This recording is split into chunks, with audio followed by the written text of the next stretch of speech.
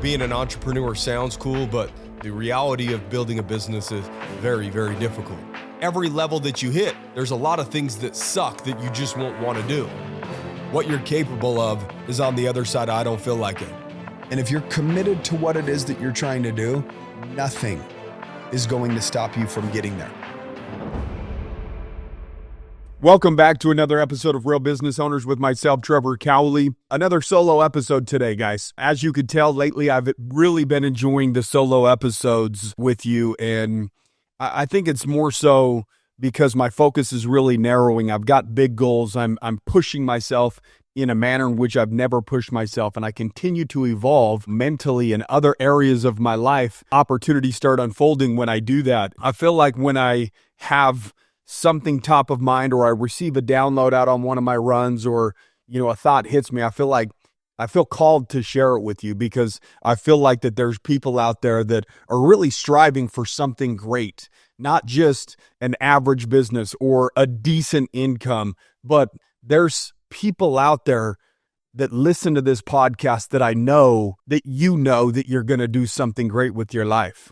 You might not know exactly what that looks like or in what form it will take shape, but you have a knowing, and the confusing part about the knowing is really how to execute or how to make your life unfold in a manner in which will give you the clarity that you need for your greatness to expose itself. And so, per usual, if you guys are ready to level up, go to joinrbo.com or go to realbusinessowners.com, and we'll send a call out to you if we feel like that you're somebody that might be a good fit for, the inner circle and or the family, which is the higher level mastermind. So I was out on a 12-mile run this morning. As I mentioned, my focus has been narrowing. I haven't announced this yet, but my application with the Guinness Book of World Record did get approved. And so as I have this big, massive goal on the horizon, I can feel myself and my body preparing. I can feel my brain preparing for what it's about to do. And if you're going to show up to a day that looks the same as yesterday, your brain or your body doesn't really have to prepare for much. It could be stagnant. You reach a level of complacency which no longer requires you to show up in a different manner or outgrow the current version of yourself. Therefore, why do you need focus? Why do you need to have intent with anything that you're doing? Because you can do what you did yesterday while you're half asleep. You could have eye boogers in your eyes and still show up in a manner in which you did the day before and kind of just go through the motions, right? But when you set something big and massive and that's scary out in front of you, and you know that time isn't closing in on you and collapsing in on you, that you have no choice but to start operating at a different level. I go from, my 10 miles a day. Last year it was 4,015 miles, which is an average of 11 per day, but it was 10 minimum. This year, I'm starting to build up to 13.1 miles a day. So the goal is to do the most consecutive half marathons in a row. The current world record is 235 days in a row, and my goal is to at least do a year, 365 days.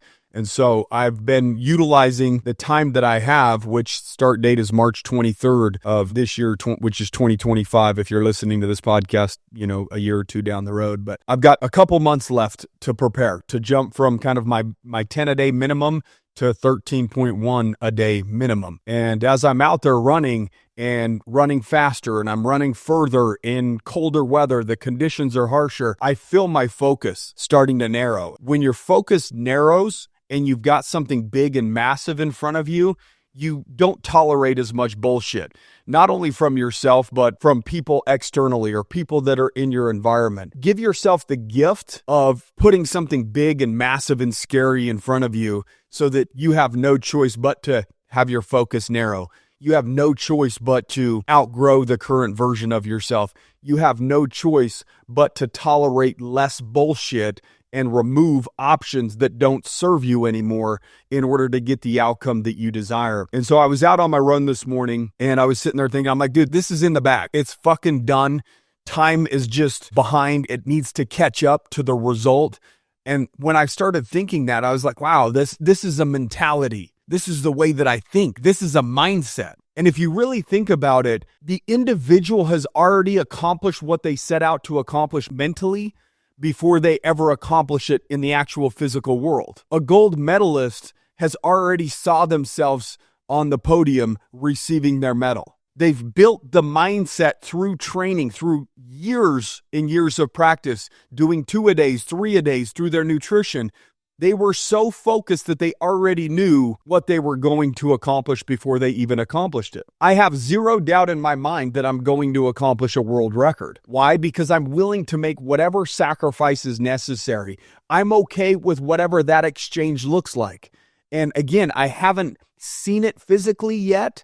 I've came close to it by doing the 10-a-day minimum, but I'm okay with whatever I have to go through in order to receive a goal that's super important to me. And it's not necessarily about the world record so that I can say, hey, I'm Trevor Cowley, I have a world record.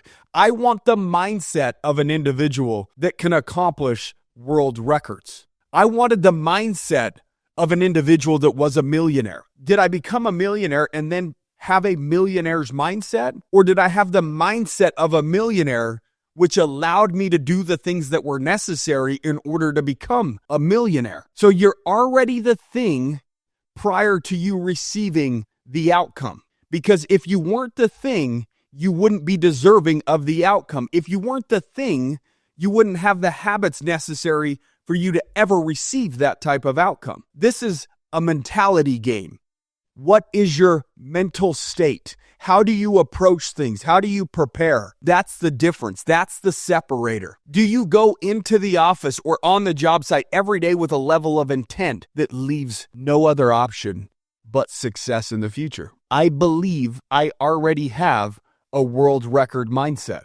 Do I have the trophy, or do I have the thing that says, hey, Trevor's a world record? No, I don't. But my mindset says I'm willing to go through anything in order to get it. There's no exchange that I'm not willing to make. There's no pain that I'm not willing to go through. There's no discomfort that's going to throw me off to not allow this outcome to happen. So therefore, I already have it. Time just hasn't caught up yet. So the question that I have for you is, what outcome do you already have based upon the actions and the habits that you have today, based upon the exchange that you're willing to make, the sacrifices that you're currently giving in order to receive that outcome? You know deep down if the exchange that you're making right now is leading you down a path that has a greater reward than your current circumstance or situation. You have to be okay with struggle. And when you can find the beauty in struggle, then you will stay on the path long enough to accomplish whatever it is that you want to accomplish. I was talking to an individual yesterday or the day prior. Oh man, I was going out for a walk and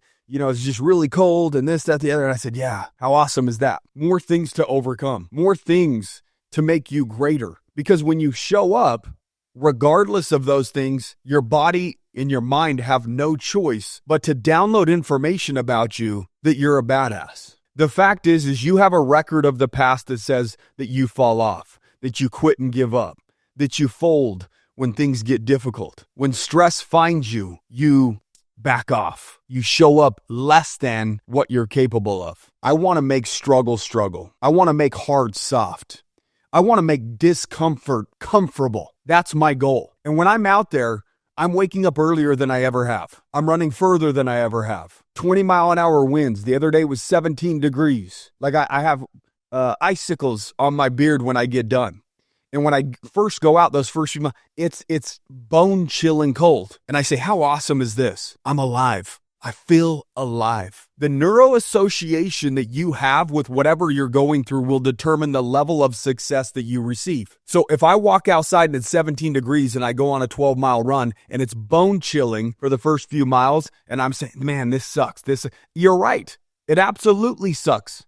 Or I could say, man, I feel alive. There's nobody else out here doing it. I'm creating separation. There's an empowering thought or a disempowering thought.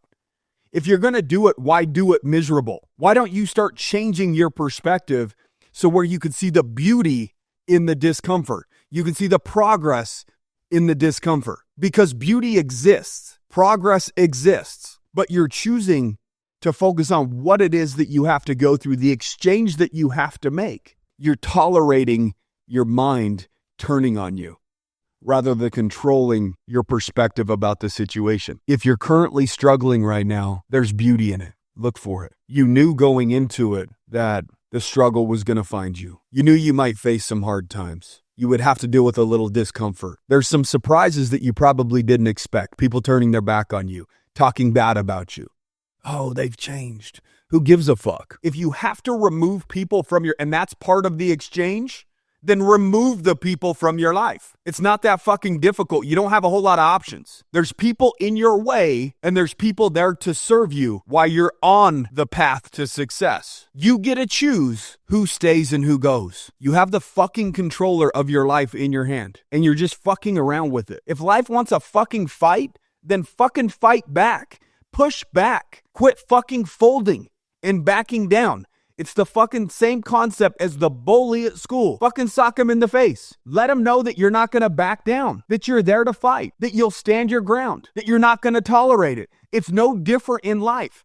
Stand up, push back, fucking swing. Quit bitching out every time that you feel friction. Quit going back to the old version of you that's not good enough to get the job done. Expand your being so that you can expand your opportunities. The funny thing is, I set out on a path to do 1,000 two-a-days for my mental health, my personal well-being. Because I asked myself, what did I do when I felt best in my body and mind? And it was every time I moved my body. I love fitness. When I move my body, I know that there's a level of endorphins that I get a high off of. I love that feeling of knowing that I just pushed myself and walking out of the gym or getting done with the run, I feel good. I feel proud of myself. My self-worth increases because I know that I'm willing to go through discomfort for me, for my family, for a greater result. I'm willing to make the exchange. And if I have evidence of that, it's got to feel pretty good. If you have evidence that you're not making that exchange, that can't feel so good. So I set out to accomplish this goal. I accomplished that goal. I extended it to 3 years of two-a-days. I don't do two-a-days every single day anymore. I do it 4 to 5 times a week, but I stopped that December 1st of 2024 after the 3 years because my goal started changing. I wanted a world record. And so I was like, I might need to take some days off here and there, give my body a little bit of rest. I still enjoy doing the two-a-days, and I'm still gonna do the two-a-days because I can't just run. I have to lift too. I need both. I need the running for my peace and the lifting for confidence. The whole point of me telling you guys that is something started off with me setting a goal that was big and massive and scary, more so for personal well-being than it was for financial growth. And luckily for me, I'm blessed financially to where everything that I have is paid off. I have money in the bank. I have investments, projects in the works right now that I feel very confident about. I'm sitting good financially. Do I think that people that are building a business can make the same exchanges that I'm making right now? That would probably be very difficult to do, but could you outgrow the current version of you? Absolutely you could. Like, you don't have to do fucking 13 miles a day, but you could probably do 1 or 2. You might be able to do 3 or 4. Don't have to go to the gym for an hour. You can lift weights for 30 minutes, right? Like you could do it. It's just, sometimes it sucks and there's sacrifices that need to be made in order to do it. But how you feel matters. And I started out on this journey based upon how I felt. I wanted to feel better. So I was willing to make any exchange possible because feeling like shit for 24 hours a day fucking sucks. But if I had to move my body twice a day, every single day, and get those endorphins going, even if it was a couple hours a day, I got the other 22, obviously minus sleep. So the other 16 hours, I got to feel good in my body and mind. This flesh vehicle that I have to live in. I have one brain, one body my entire life. I might as well treat it well and feel good in this place that I have the opportunity to live in. So I made that exchange and I started feeling good. And obviously what I thought was possible continued to expand. And then year 2, hey, I'm 2 years in, but I'm going to run 10 miles every single day for 2024. I'm going to see if I can really pull this thing off. Even my brain didn't think it was possible when I first had the thought. And I said, cool, let's chase that thing down. And so I was able to do that. The point that I'm trying to make is there's a lot of opportunities that are unfolding for me right now. The opportunity to break a world record. Why? Not because I set out to break a world record. I set out to expand my being, to feel good in my body and mind. And then here I am, a little over 3 years later, putting myself in a position to be one of one. That would not have happened if I would have just remained the same, if I didn't expand myself. This is the gift of pushing yourself. If you want others to trust you, do what the fuck you said that you were going to do. It's really not that difficult. Don't fucking say it if you're not going to do it. Don't fucking say it if you don't mean it. Be a man or a woman of integrity. Have a little bit of character. That's what the world's missing. If you have vices that are holding you back and you know that they're holding you back, then how can you trust yourself? There's something that's eroding at your trust, that's taking away from your potential, that's taking away from your future, that's taking away from your self-worth. The more integrity and trust that you have with yourself, the less you give a fuck about what anybody else thinks. Their opinion has no bearing on the outcome that you will receive in your life. The opinion of you about you has all the bearing of how your life turns out. So let's start focusing on that. Start focusing on growing the individual and the mindset and the mentality. Either you have a people problem in your organization or you have a person problem in your organization, and the person problem is you. Either you're not fucking leading them like you should or you have the wrong people. And guess what? That still comes back to you because you're the fucking leader. Get rid of them. Remove them. Get them out of your ecosystem. The only reason why we tolerate is because we're unwilling to do a certain amount of work that's required if they're gone. So if you're tolerating that type of bullshit, what type of bullshit are you tolerating with yourself? Tolerate less bullshit. Become an individual that actually gets shit done. Stop just doing shit to fucking be busy to feel like that you fucking put in a hard day's work. Showing up every day, there's the stuff that you need to do to maintain what you have, but then there's the shit that you should be doing that expands what you have. And let's fucking be real. You are in a process of maintenance mode. You're maintaining what you have and hoping for the best, hoping for a remarkable result. Somebody texts you, fucking text them back. Somebody emails you, email them back. Address whatever you need to address head on. Stop bullshitting yourself. You're the fucking weak link in your life because you're the only one that really dictates the outcome. You're not a fucking victim. You're not a victim of employees. You're not a victim of your family or your friends or your whatever the fuck it is that you think that you're a victim of. You're a victim of yourself and the bullshit that you tolerate individually and externally with the individuals you allow in your life.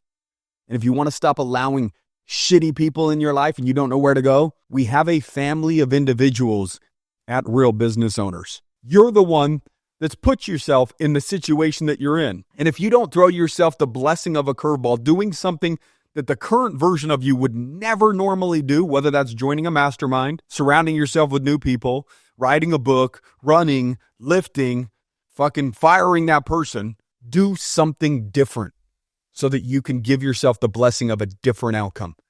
If that's putting yourself around new people so that you can think differently, have different resources, go to realbusinessowners.com, go to joinrbo.com, fill out an application, receive a call, and we'll vet you. I don't want to be around piece of shit people. I don't want to be around uncommitted people. Have the fucking mentality prior to having the result. And if you tolerate bullshit, you don't have the mentality for success. You will not become a millionaire. You will not have the body. You will not have the relationship or the finances. Tolerate less bullshit and receive greater results, which would require you to stop tolerating the version of you that you are today, and you would have to force yourself to expand into something greater. It's not a fucking difficult thing to understand. It's a difficult thing to execute, but then when you start seeing the results of your execution, you start getting obsessed with it. I know this is an aggressive tone, an aggressive episode. It's not because I'm upset or I'm frustrated. I'm tolerating less bullshit. I'm getting focused. I'm going to fucking break a world record. I'm going to release a book, and I'm going to do a TED Talk. I'm going to do that in 2025. These are some big, massive goals, but it requires me to change. It requires me to do something different in order to accomplish it. If this podcast has ever done a fucking thing to serve you in a positive way, take fucking 2 minutes and write a review on Apple. It would mean the world to me. I love seeing them. And if you do that, send me a DM so that I can fucking dap you up. Other than that, keep kicking ass, guys. We'll see you next week.